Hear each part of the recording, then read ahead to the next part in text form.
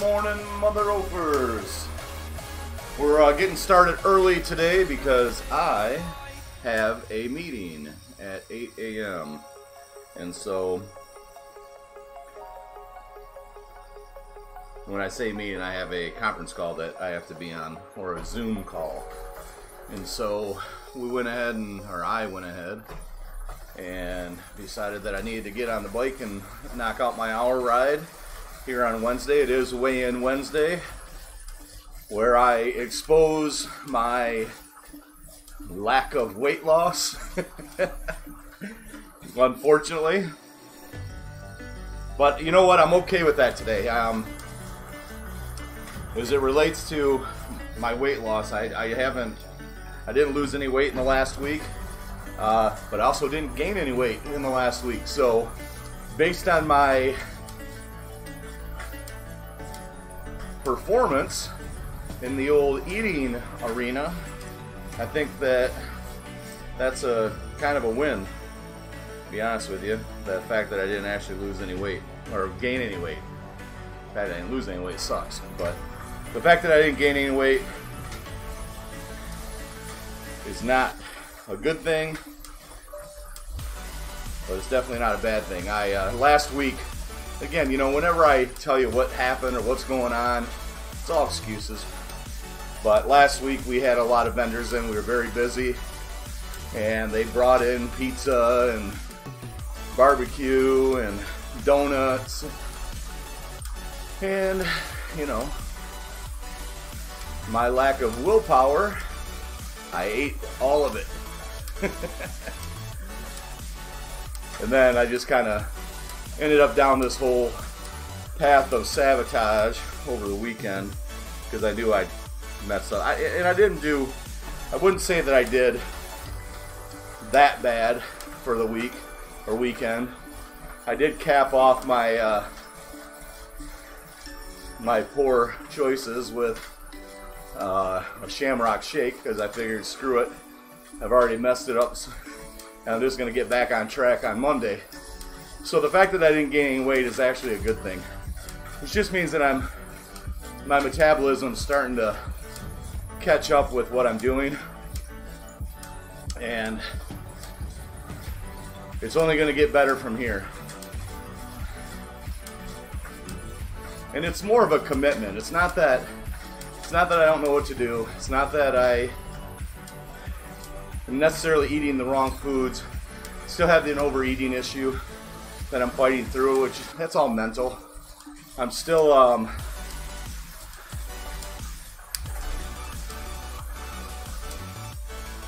I got a power up and I'm going to use it. So what you guys can't see behind the sound there is that there's a opportunity to power up every so often. So whenever I go through one of those arches, usually something comes up. Today it was featherweight, which is funny since it's weigh-in Wednesday and I am far from being a featherweight.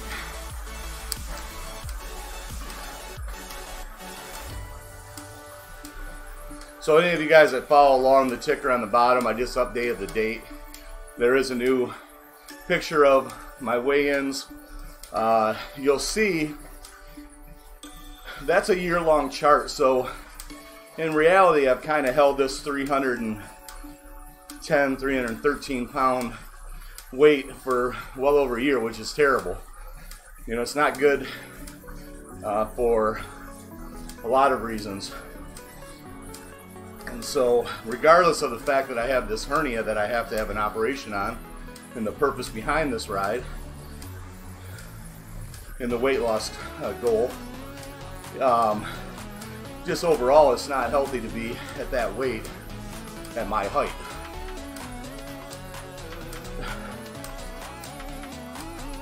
Oh, man. And so like I said, I can't do anything about last week or the week before or the last year or 2 years. I just got to get moving and try to fix it moving forward. Now, for the last few rides, since some updates happened on the software that I use, my video camera has been freezing up. And so I did make a change. So you'll notice the camera quality is a little poorer at this point. And that's just because I'm trying a different setting to see if that's what's been causing it. But we'll see.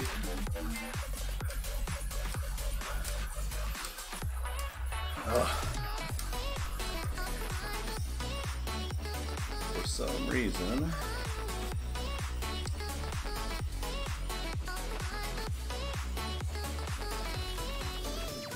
there we go.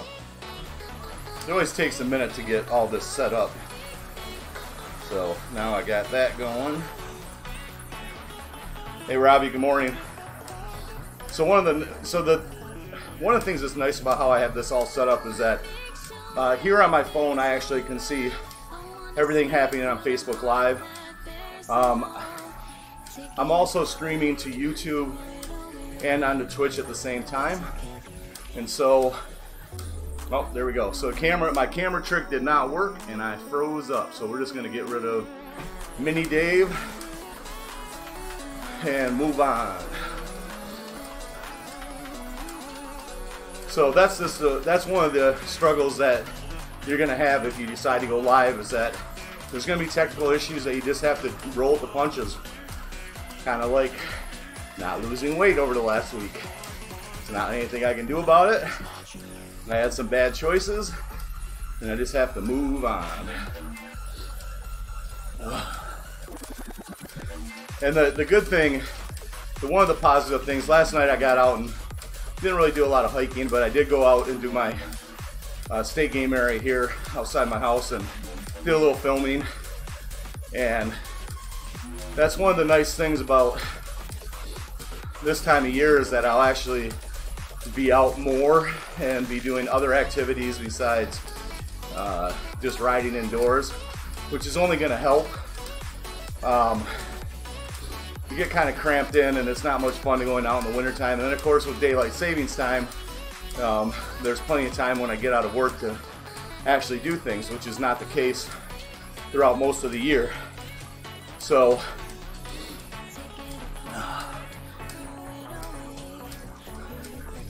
I have a high expectation that the weight will start coming off faster, and I'll make up for the last 2.5, 3 months of basically no weight loss at all.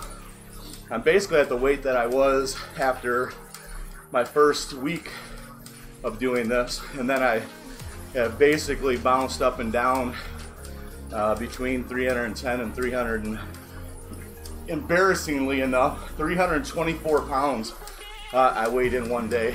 I didn't let that measurement go onto my app, but I was shocked, to say the least. And that was when I was using a supplement that was causing my blood pressure to stay higher than and I didn't realize it was happening. And so my body was fighting everything I was doing at that point. So once I recognized what was going on, made a few changes, got rid of that supplement, moved on to a newer supplement that I still don't know. I mean, I don't know if it's helping or not, but you can't make that decision, you know, overnight. You've got to give things time to work. And so I am using this blueberry extract super juice, and I have that before I ride, or I actually have it every morning. And it's not hurting, I know that. Is it making, you know, is it helping me at all? I don't know. So I'm going to probably get another 30-day supply here soon before I pass my own judgment on the product. But it's not hurting me, I know that much.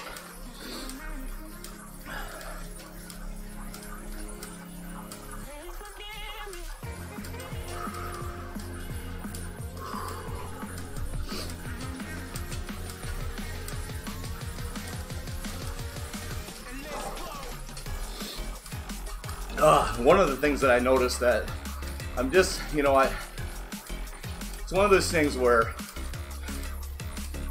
my job takes up, you know, if I'm really kicking tail in my job, I'm sitting more. So I'm sitting, not moving. And this is 8, 9, 10 hours at a time. And so that's obviously not good. And that's one of the biggest difference between now and back in 2012. Because I've had some people say, well, man, you already know what you're doing. You've done it before. What's the problem? And I documented my success back in 2012. I didn't document any of the struggle, which this time around I'm just documenting everything. But the biggest difference is that my job is different.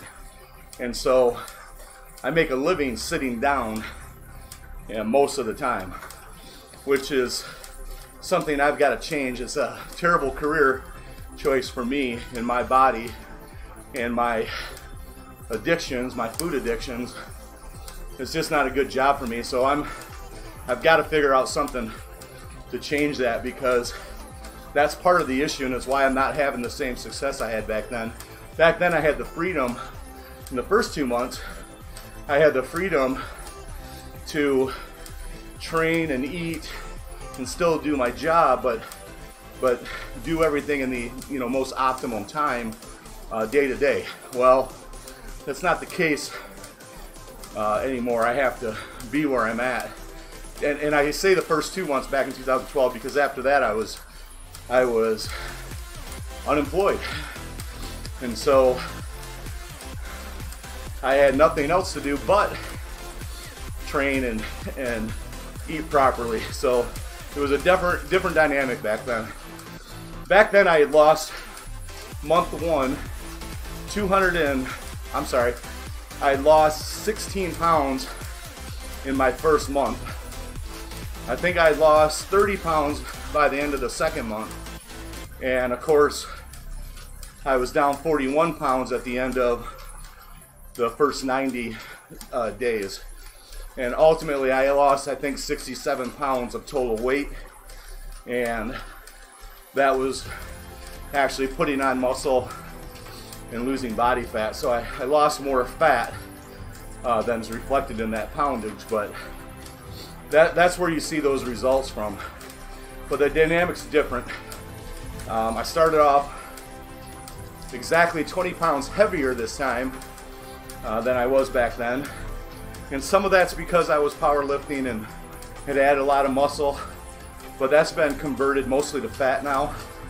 And so I think if you just looked at the fat on my body over the last couple of years and more recently, I'm probably half fat.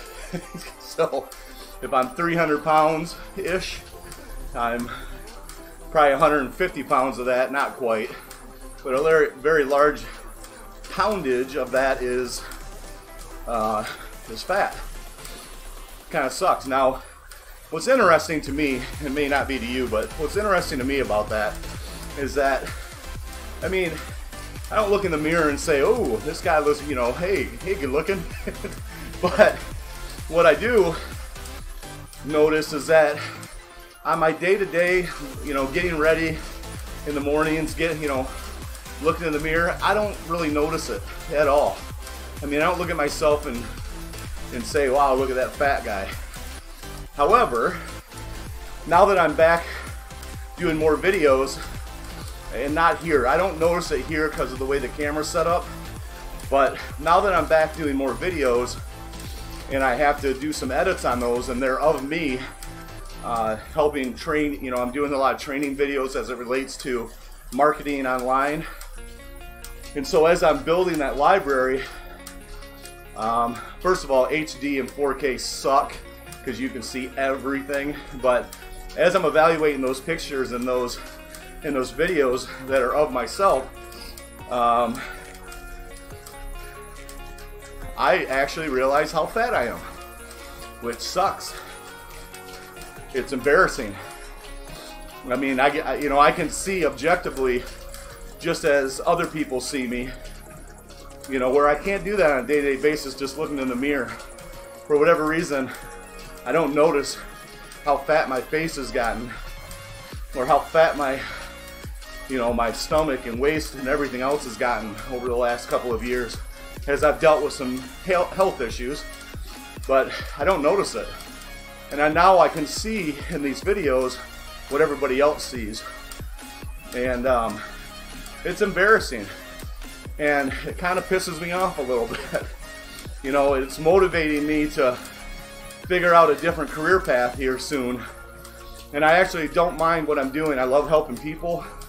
For those of you that don't know, I actually sell cars at a friend's car lot right now, because I didn't want to go back to what I did in the automotive industry. Just kind of had enough. I know what that life is. It's great money. I just wasn't interested. And so that's why I'm working, you know, after hours, trying to put together this training for business owners and entrepreneurs, because it's what I know. It's what I've done for over 20 years now behind the scene, and now I'm just going to be helping other people, along with some of my other friends that have training and have set up an affiliate program so that it's worth my time.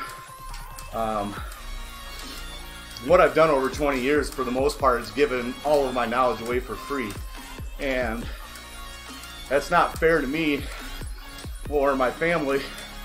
And so we're turning this into a business for people that need help. And for the first, hey cuz, for the first time, hey, and Mike's on. Hey Mike, if you're listening, I want you to come into work today, and if you get a chance, or in the next couple days, and take a look at a vehicle and just give me your opinion on it. No rush if you get time. But anyway, so yeah, so I'm just putting together some different trainings, and the fact that I got to look at myself on video, I actually realize how fat I've gotten and what I look like, and that is embarrassing. It pisses me off, you know, but it is what it is. All I can do now is just try to do something about it. And so I'm excited that it's springtime and summertime, and that the days are longer, the daylight's longer, so I can get out there and actually get to work. You know, the other thing that I did back in 2012 that I'm not doing now is that I started off doing the insanity workouts with Shaun T, the Beachbody system, and I actually hated it, and I was terrible at trying to actually do the moves that they did in the workout, but that was something I did different. This time around, I'm choosing to use a bike because I like to bike, and I like this Zwift app. I've found a way to make all of this public, and so it is what it is. Hey, good morning, Twitcher.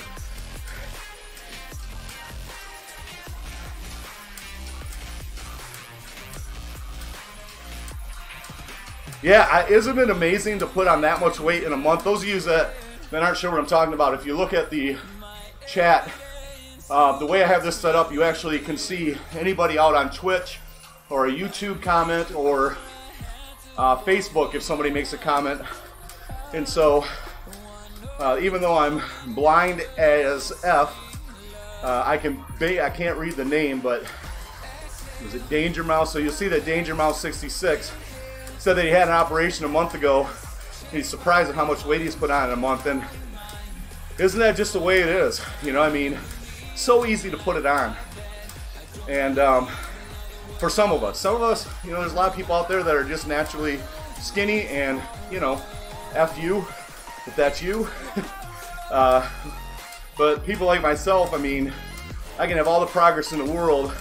I can lose 10, 20 pounds, and in a matter of days, it seems like, it can all come back on, just from some poor choices.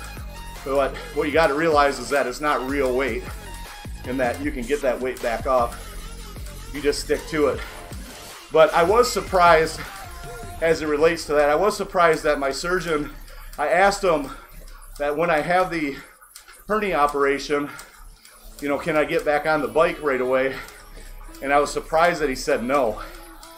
I don't notice a whole lot of core activity while I'm cycling, so that sucked. And so I don't plan on having the surgery until January of 2020, giving myself that much time to get down to at least 244 pounds from 313 pounds. But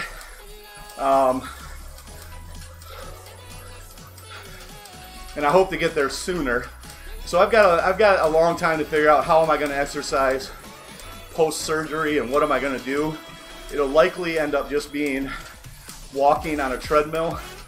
But I have done something that some people will find surprising if they followed my journey at all, only because of the fact that, you know, I had turned into basically a power lifter after 2012. And so I put on a ton of muscle. There's some pictures of me that, you know, I just look like a beast.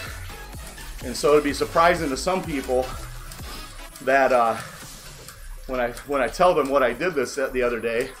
But here in my hometown of Lapeer, Michigan, we have a Planet Fitness coming in to town. And you know, a couple years ago, I couldn't even, there's no chance, I wouldn't even be able to walk in the place. The alarm would go off. And so I never even bothered. But now that I'm just a 47-year-old fat man, I went ahead and signed up.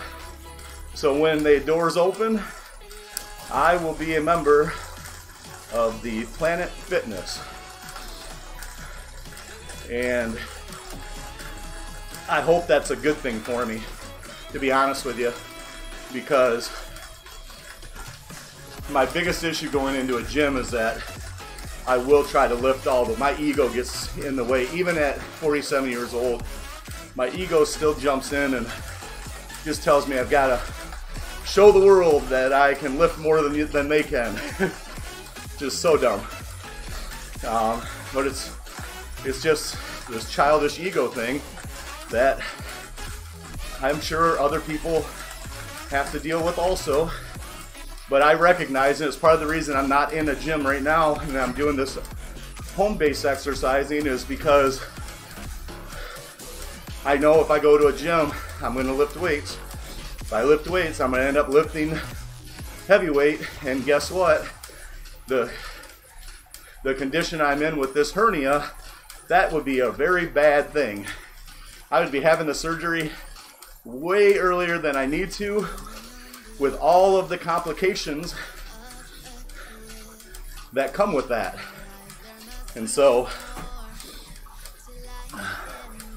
if you're wondering, you know, why am I joining Planet Fitness or why am I indoor cycling, it's because I hope it will keep me from hurting myself, because I do not have control on a lot of things. I just don't have the mental, I'm not there yet. It's not that I won't get there, I'm just not there yet. I'm not capable of leaving food on the plate. I'm not capable of walking past the tray of donuts. Even though for me, as a type 2 diabetic, it is the absolute dumbest thing in the world for me to have a donut. And I justify it jokingly with some people that you know, I'll eat the apple fritter because it's got apples in it, so it's actually healthy for me. No, it's not.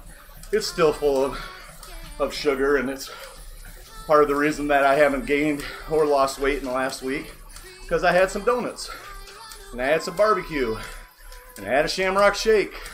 I think I even threw some French fries in there. One day I had a fish sandwich. All of it's junk and garbage, and it doesn't make me feel good, only for a few minutes, but ultimately my performance suffers from it. So, here's what it is. Just move forward, and I'm still fighting the fight every day, and I will get there. Now, you'll notice that I've changed up my goals. Yes, I want to get down to 244 pounds by January of 2020, but ultimately, want to, I'm sorry, I set a short-term goal of getting down to 270 pounds by June 3rd. So what I learned back in 2012, and I realized, holy shit, look at all these people. Wouldn't that be nice to just kind of cruise along and be with that group and feel like I was a real rider?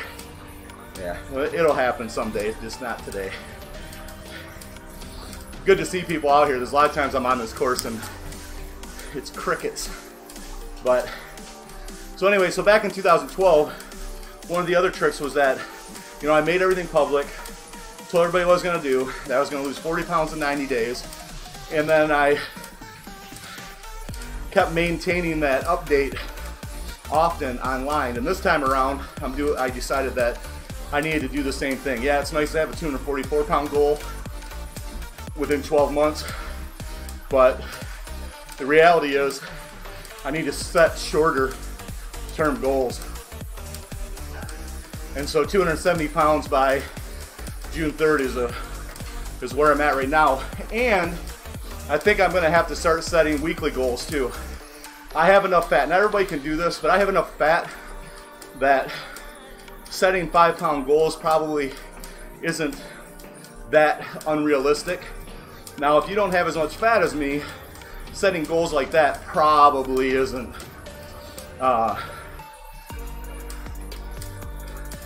sorry, I'm reading I don't catch these comments as fast as I should.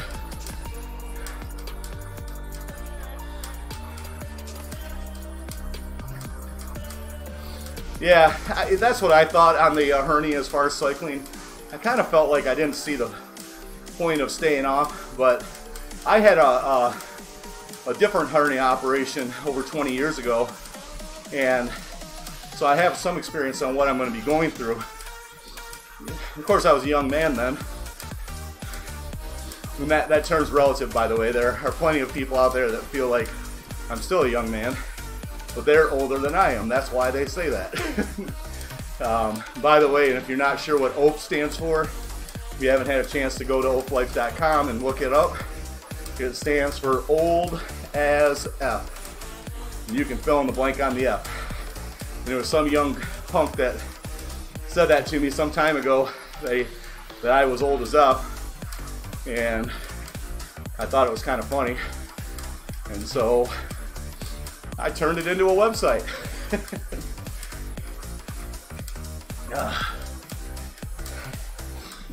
Oh, here we go. We got a grade. So you'll notice, if you're not sure what you're looking at here, you've got my heart rate. Those are the beats per minute, BPM. You've got my RPM, which is how I'm spinning the old bike, my revolutions. And then you have the W, which is watts. So I'm currently at 160, 230, jumps all over the place. There's a slight delay in it. And that's a setting, by the way. Anyways, so that watt is the power. And so I can change that by switching gears. And you'll notice now it goes down to saying I'm not really exuding much power. And what that feels like as a rider is, vintage kit pack. So check that out later. What that feels like as a rider is that all of a sudden it's like you're pedaling through concrete, because, you know, usually it's a gradient issue. Like right now, there's 0% grade. So if you look up in the upper right-hand corner, you'll see 0%. What that is the grade that I'm actually riding on. So right now, what it's telling you is that I'm on a flat surface, which shouldn't be hard, other than the fact that I'm fat, and it knows that. And so the algorithm includes my weight and my height. And my height is somewhat of an advantage because I'm only 5'11".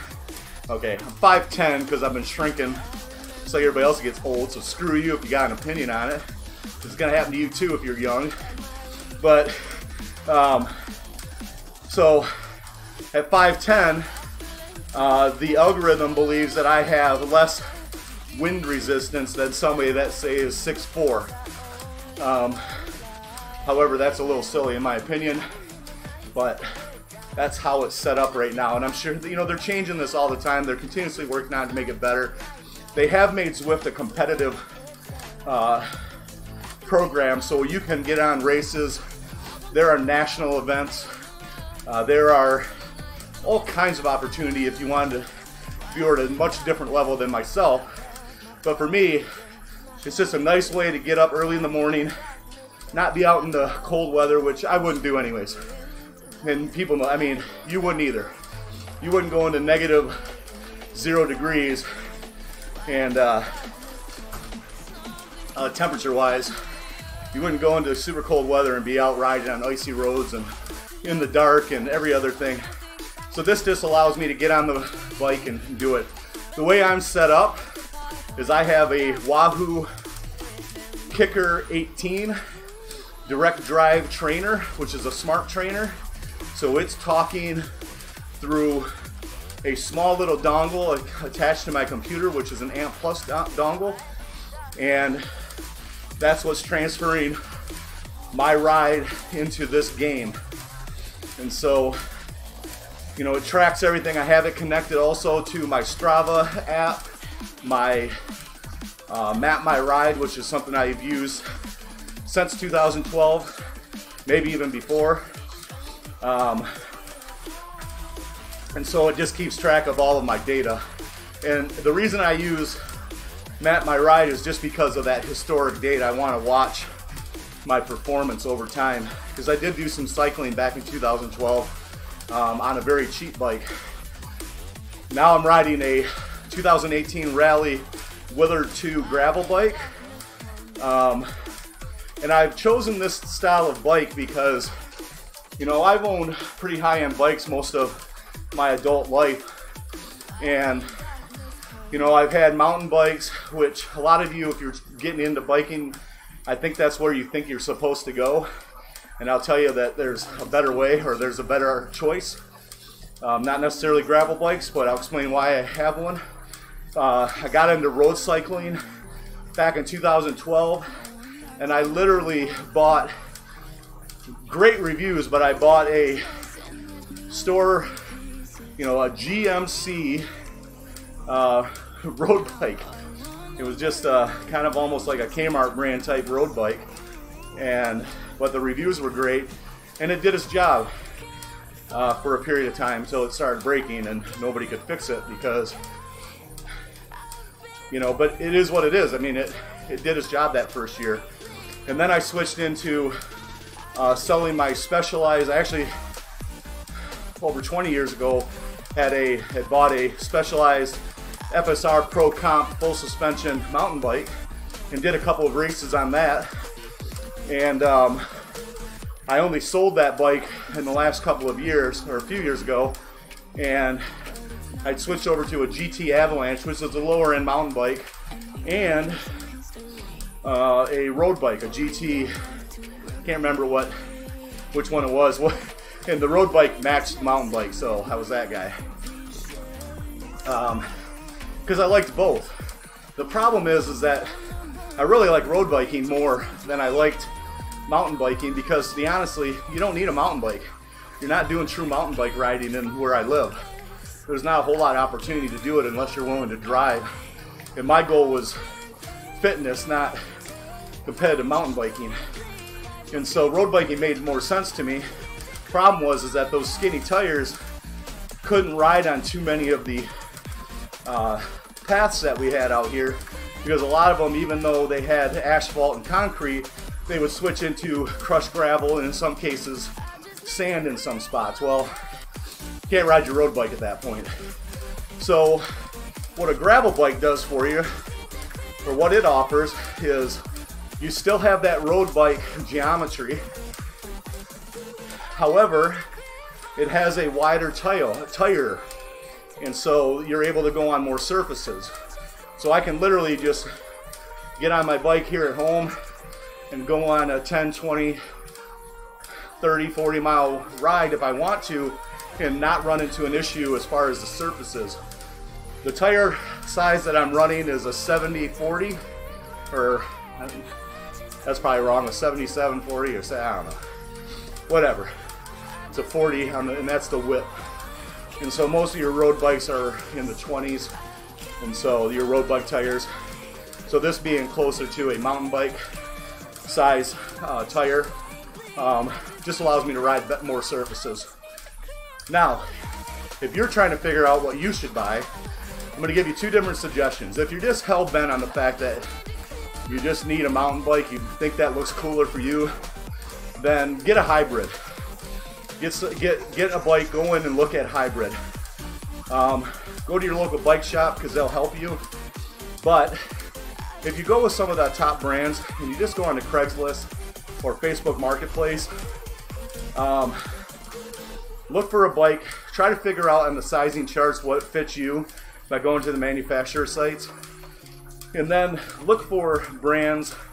The common brands would be Trek, Specialized, GT, Cannondale, and Giant. If you search any one of those and you can find your size, you're going to save, in most cases, hundreds of dollars. If you're just getting into it, you should expect us to pay anywhere between $150 to $400 just to get yourself going. You don't need to be spending thousands. And in most cases, the components on those bikes are what you need. Ooh, it's powered up again. Let's see what I get. Hopefully it's arrow.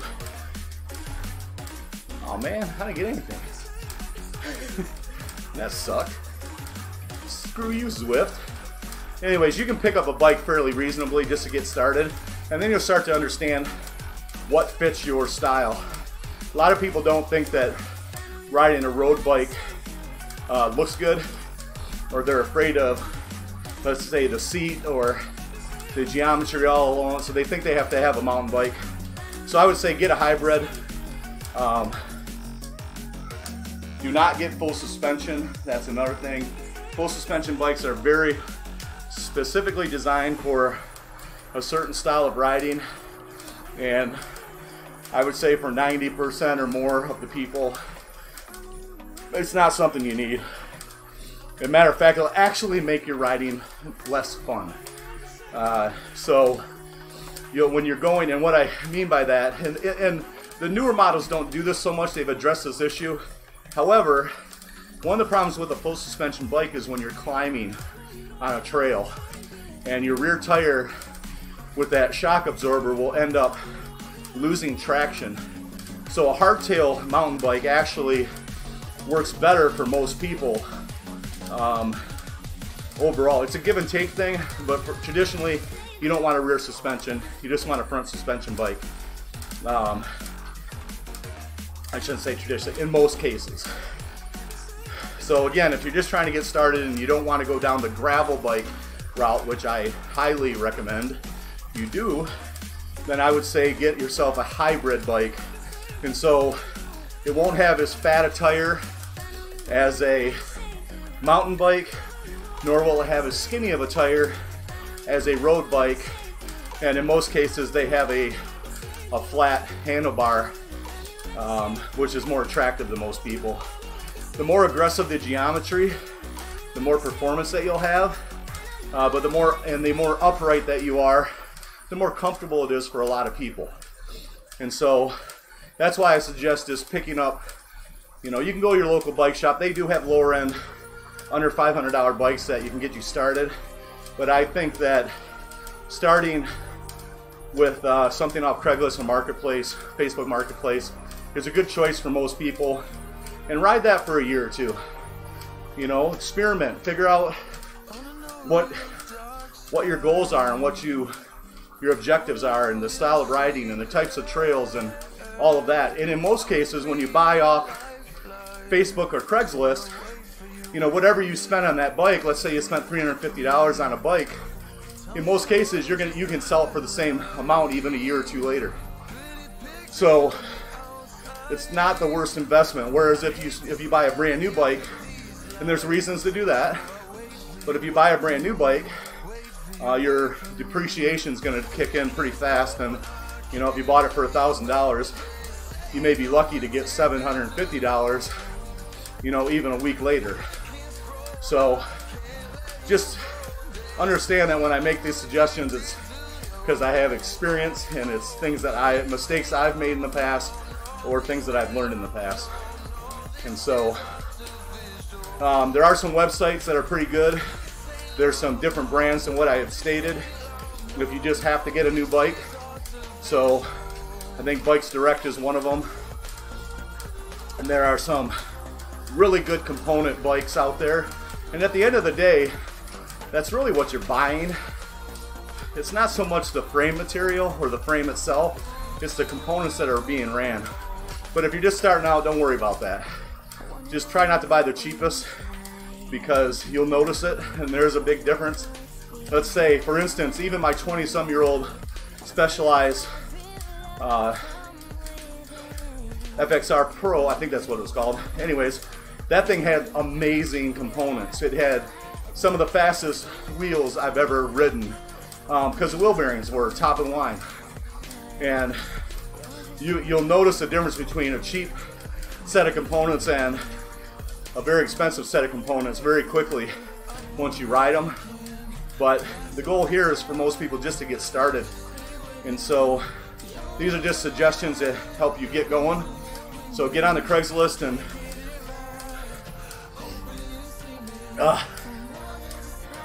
or Facebook Marketplace and start looking for your bike.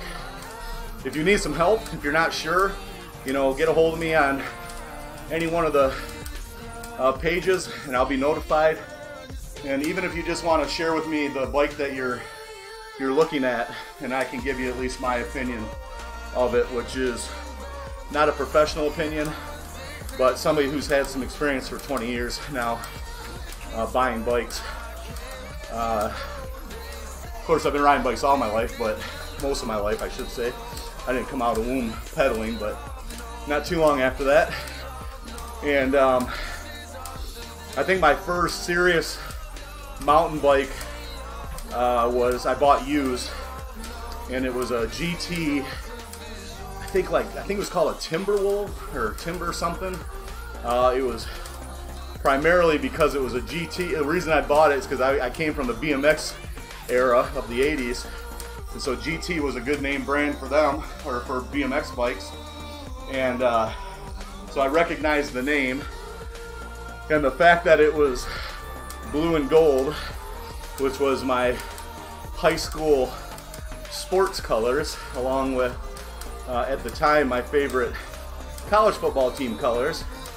That's why I bought the bike, because it looked pretty and it was a brand that I recognized. Those are my two criteria. So I sold that bike in the mid to late 90s when I picked up my first Specialized mountain bike. And that was an amazing bike. That bike today is still, it's been well maintained. I've seen it for sale recently again. That bike is still a super fast bike, but it's a full suspension bike, and at 300 plus pounds, I exceed the weight limit of the shocks, believe it or not. Matter of fact, I exceed the weight limit of pretty much everything in cycling right now. And if Wahoo knew how much I weighed, they probably wouldn't be too happy. So I would say that I'm a bit of a stress test on the Wahoo Kickr 18 at over 300 pounds. And I don't know how much poundage is being transferred to this unit, but it's a lot. Especially when I really crank into the power settings. There's another thing about being heavy if you're running into issues with your bike. One of the first things you're going to run into when you get into a higher end bike is that if you know, the more air you put in a tire, basically the faster you'll go. The less air you put in, the better traction you'll have. And the tire also offers some of the shocking stability for the bike. However, if you weigh over 300 pounds and you put max pressure in, the minute you sit on the bike and take your first swipe at the pedals, your tires will pop. And I'm not saying they might, they will. Every flipping time. I've been through 4 sets of tubes that all burst within the first meter of riding, trying to figure out the right tire pressure that I could comfortably, that I could actually, the highest pressure I could keep in the tire without popping it with my fat ass. So when I tell you some of these things, it's all because of experience, not because I read it somewhere.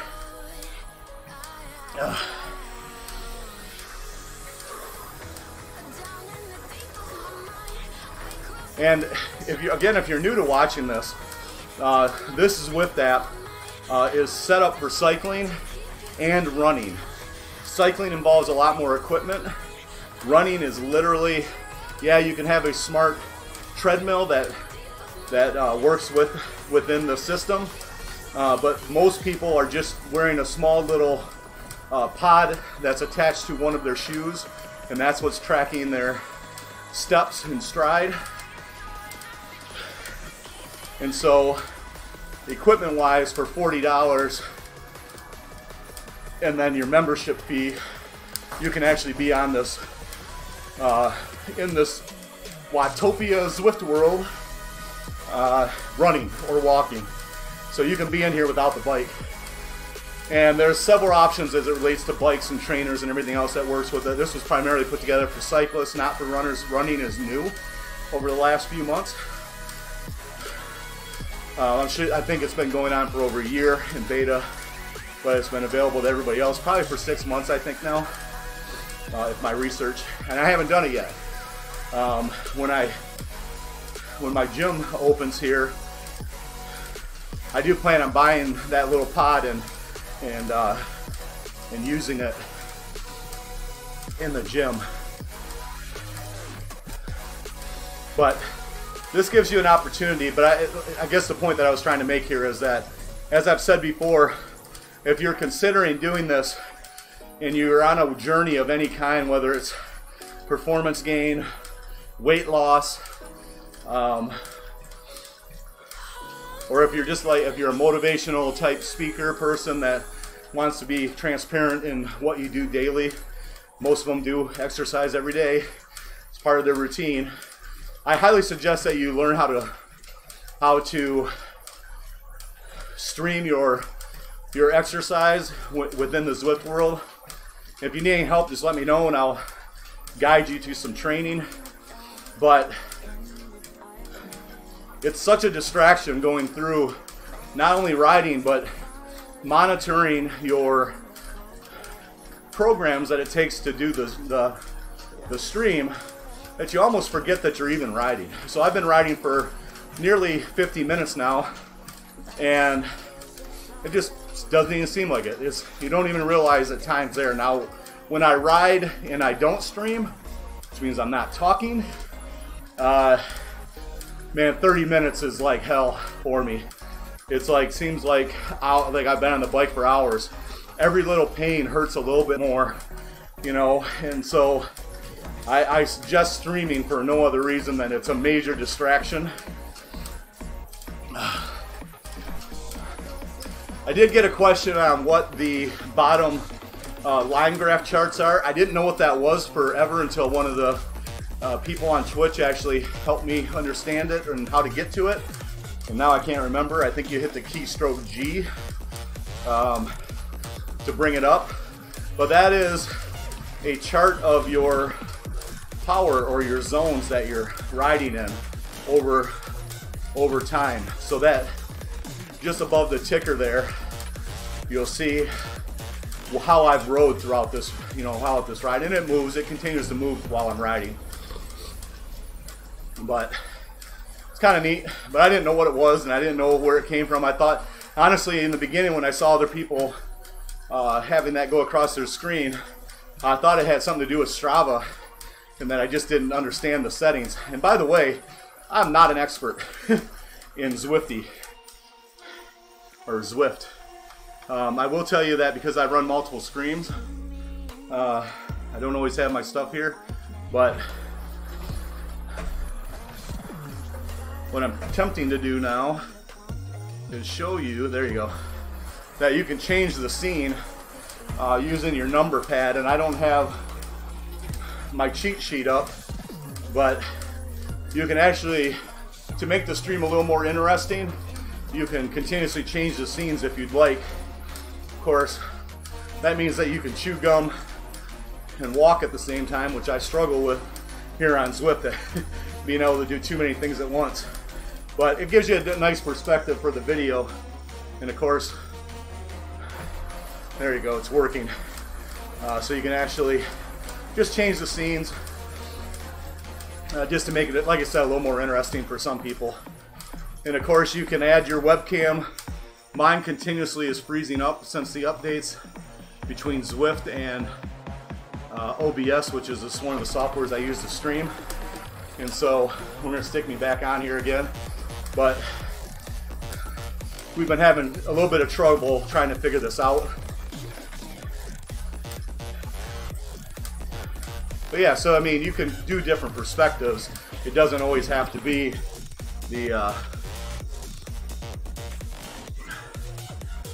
you got to make sure you're actually on that screen, but it doesn't always have to be the same view.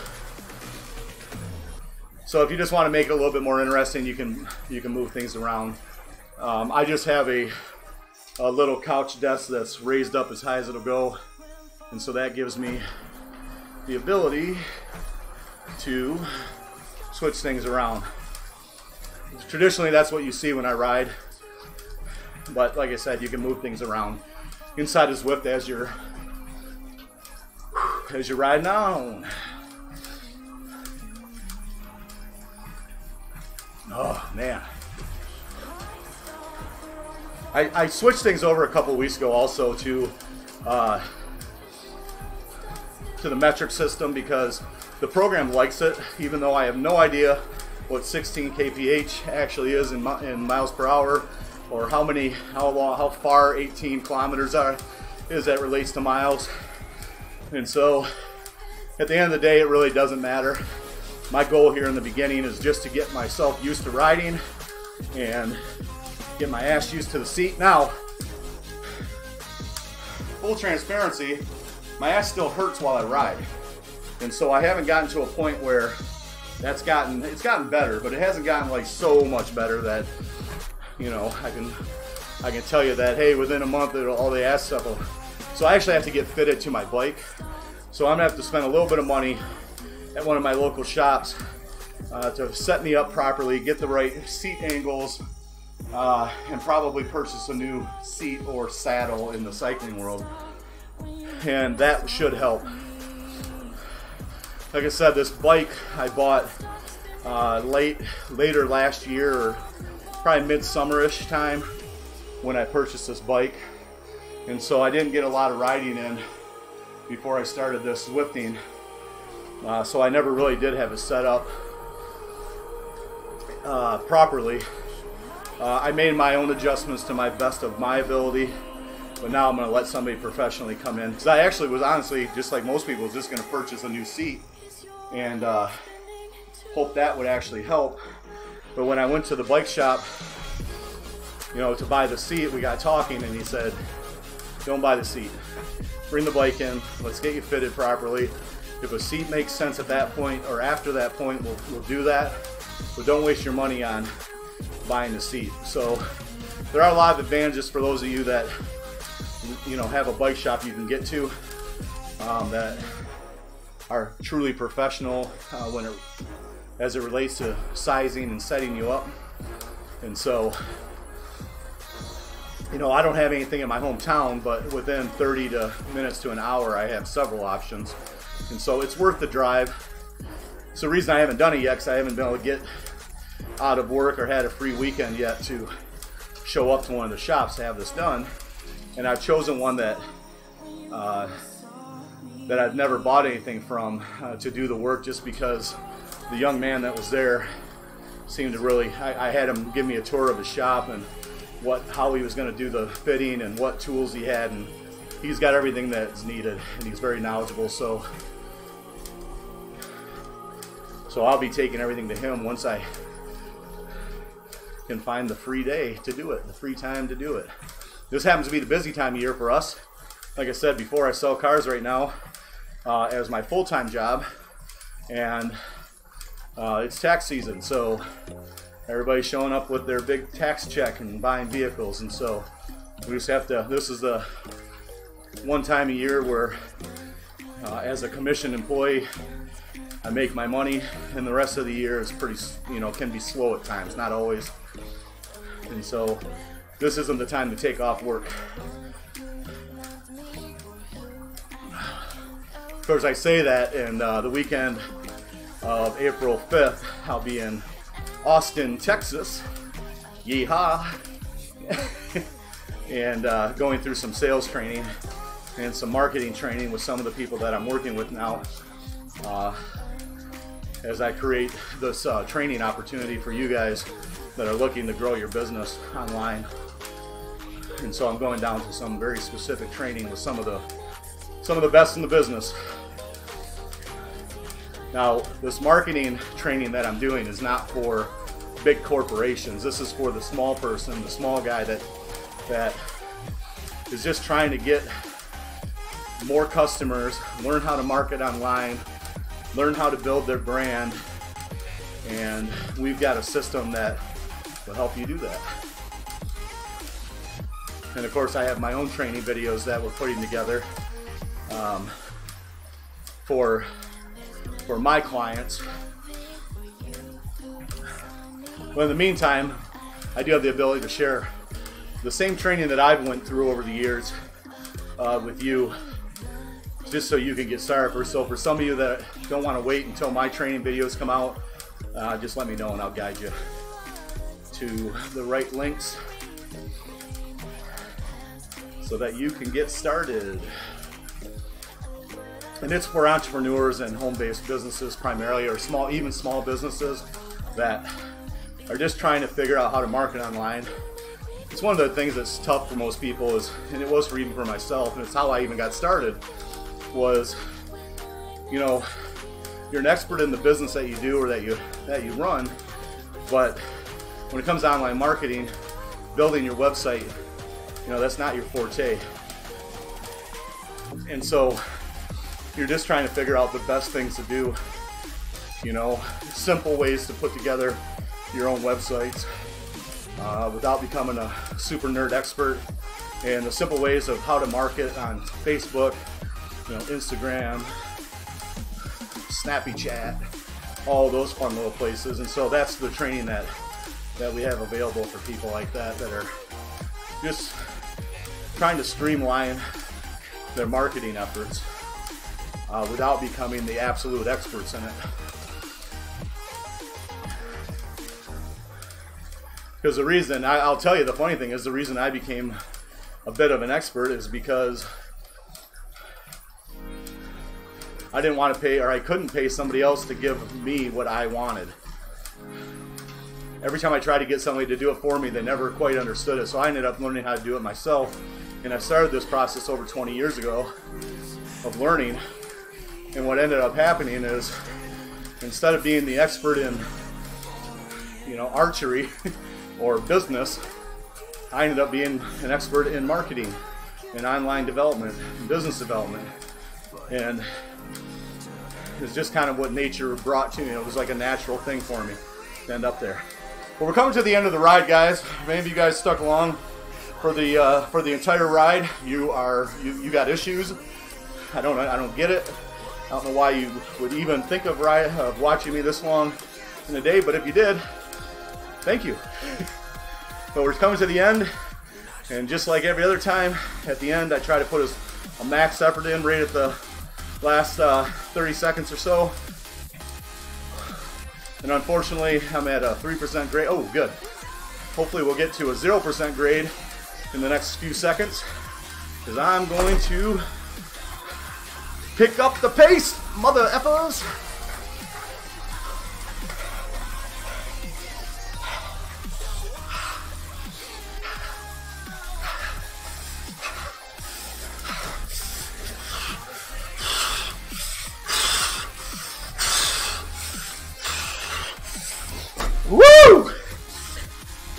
I can't do it. That was it. Thanks, guys. Thanks for watching. I know we rambled on throughout the day. Half of what I said probably didn't make any sense, but so what? We'll be back here Friday morning. The regular time today, the reason I rode early is because